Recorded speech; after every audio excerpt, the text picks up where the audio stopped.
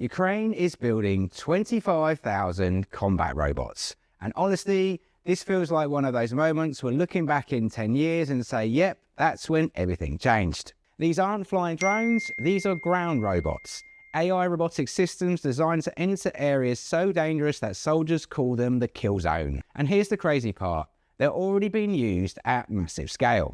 According to reports, these robots completed more than 10,000 frontline missions in a single month. That includes carrying supplies, evacuating wounded soldiers, laying mines, and even attacking enemy positions. Now think about that for a second. A machine replacing humans in environments too dangerous for people to survive. That's not science fiction anymore, that's robotics deployment happening right now.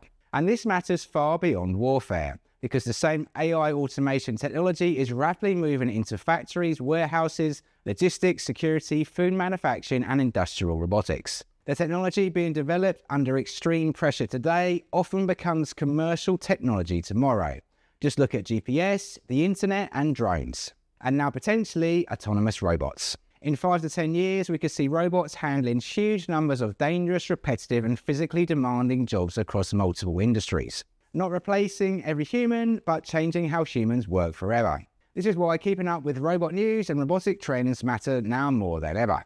I'm RoboPhil. Please subscribe to the channel to get up to date with all the latest robot news, robotics reviews, AI robot updates, and future technology stories shaping the world around us.